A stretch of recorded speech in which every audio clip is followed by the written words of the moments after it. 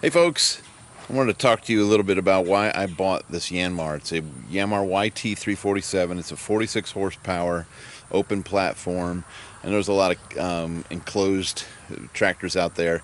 I would destroy an enclosed tractor. I've already put scratches on this one because of where I go in the woods and type of work, and I just wanted more visibility and ability to get around things on the farm in the woods. So I don't mind working outside year-round where I live, and so I don't mind. I like the open platform. The enclosed cab is nice, the air conditioning and all that, but boy, I would just tear it up. So not a good move for me. Could be for you. But the transmission, let's get back to it. The transmission on this tractor is an integrated hydromechanical transmission. It acts sort of like a hydrostat, but then it has features of a clutched straight drive tractor. And so what I have seen so far is pretty neat. The tractor will pull about 15% more than a hydrostat. If you've driven a hydrostat, which I have for the last 13 years, you'll know that you have a lot of the power in the beginning of the pedal motion, at the beginning of its range. That's where most of the hydrostatic power is. And then once you push your pedals down more, you are getting a lot of fluid flow, a lot of heat's increasing. You got friction loss. You don't get the torque that you have in the lower range. So what Yanmar did is that they basically wanted to shift that power curve from when it's stationary and where it has most of its power just as it's beginning to move into the middle range. And they won't say exactly where they were trying to maximize the power for, if it was on the high range, but I'm just saying they shifted it. You totally shifted the power into the middle range for each gear on the tractor.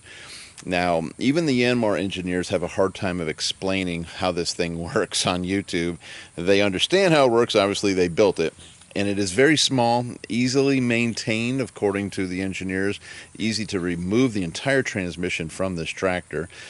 So it's basically a hydrostat with the range shifted into the middle, and it, instead of pumping more fluid as you go into the middle of the range, it actually locks up mechanically like a clutch type tractor, clutch and gears, and so you're pumping less fluid as you get into that higher speed.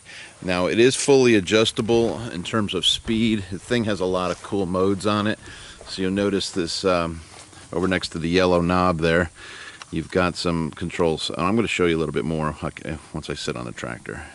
And you have some controls here. You see a little tractor here. You have speed control. You can toggle this switch here to do your settings, and then you have a dial to turn it down or up. And either you're controlling your engine RPMs or the tractor forward speed. And that's really nice. And on the loader, you've got your A/B control button here that you can push and toggle. So say you're doing some dirt removal and you're going to pick up, maybe it's, let's just talk dirt. You got a place where you're going to get dirt, and you hit the transportation mode and you're moving pretty fast, decent RPMs, and then you get close to where you're dumping it and hit the slower mode, maybe higher RPMs for working the loader. And that is a really, really cool feature. I'm getting the hang of that now. So the transmission is just phenomenal, and they have done their testing. So if you're plowing or working the tractor really hard over a considerable distance, it will definitely outpull any hydrostat in the size of tractors. These compact tractors under 50 horsepower, under 60 horsepower. So the Yanmar has done an amazing job. It's the reason I bought this tractor. Guess I'm addicted to new technology. I like new things, new solar inverters, new vehicles, and this new tractor transmission kind of hooked me. A lot of people are like, well, I'm not buying it because it's just new. It's been out. Yanmar has been making powertrain equipment since 1933. They've perfected the diesel. And I will say one more time, there's no DEF on this baby. It burns so clean. They didn't have to add the diesel exhaust fluid to it. So let me just fire it up for you. It needs I wish it had a phone holder. It doesn't have a phone holder.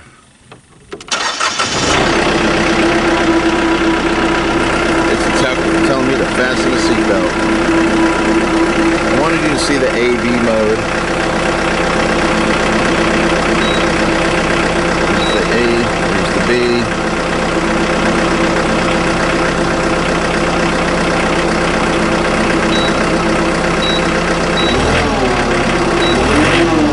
Also run the throttle from the shifter. Run right up there. If you're doing loader work, lifting a lot, you can run the throttle right up to that. That's cool. One thing that kind of freaked me out was the amount of noise when the tractor isn't moving. I'm going to turn the tractor off and explain that. You know, maybe I don't know, just some things look really obviously different about this tractor is when it's at a standstill, it's quite noisy from the transmission area. And I'm like, what is going on? Because I'm not used to that from my other tractor. So what I found out is because of the way the transmission is shifting the power into the middle of the range of the gearing, that in order for the tractor to actually stay still, and I might be misunderstanding this, but the hydrostat pump is running counter and backwards from the engine direction. So if the engine is turning clockwise, the hydrostat system is running it counterclockwise, opposite to the engine to keep the tractor still. So that might sound complicated, and compared to an old shuttle shift or just an old clutch style shifting tractor, that might be the case. But after you use a modern tractor, whether it's a hydrostat, CVT, I-HMT, they're just a lot of fun and you can do a lot of things with it. So yeah, I like the technology. If you don't, maybe you want to get a tractor like this to get a lot of work done, and go buy yourself an old Ford 8N that you can grind gears and have it be EMP hardened and all those things that an old tractor affords you. But if you want to get work done, see, I didn't buy this just for the farm and to bush hog. I bought this for the job to unload tractor trailers. This thing is so stout. I picked up this giant rock yesterday. I could never move in my other tractor. I picked it up all the way and down. It was awesome. So I have 2,500 pounds of lift at the front pivot point where I had 1,700 before. And that might not seem like a lot, but it's huge when it comes to a tractor. So I'm so excited to share what can be done with a tractor. I've had a lot of experience on a tractor, many hours in a lot of different ways. So there's everything that we're going to do with this tractor, from pump water to use the rotary cutters to maybe even bale some hay with it. It is a good size tractor, but not too big where I can't, haul it to my jobs or getting through the woods. So anyway, excited about it, really excited about it. I won't go on and on right now, but I will basically be doing a playlist for each type of attachment or implement that we'll be running. So if we're doing rotary cutting, if we're doing bush hogging, I'll show you the bush hog that I have, why I have it, some features about it, and different ways to use it, good and bad, and look forward to your comments and critiques on that. But I've just started just playing around with this, and I just started bush hogging my pastures that have been let go because my other tractor was on its last leg. So anyway, she's gone, and I took the New Holland, the money I got from that tractor, and put it into this tractor, and I was very, very happy about it.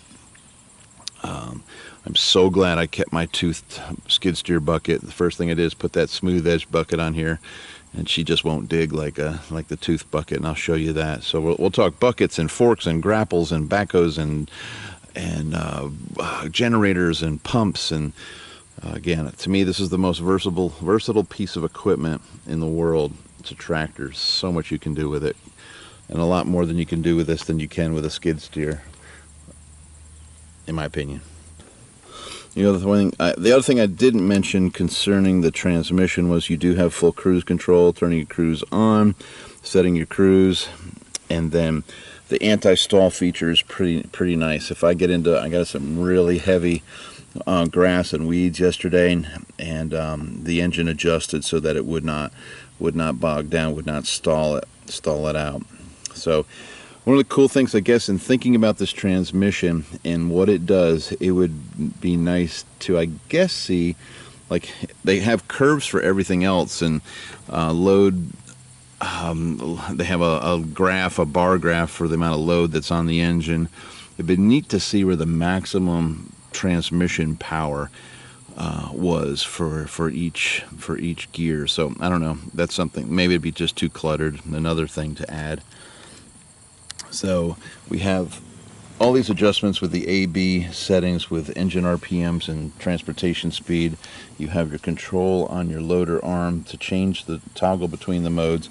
You have cruise control, you have anti-stall. Everything is easily visible on the screen, and after a while you don't even look at the screen, you know exactly what you're doing.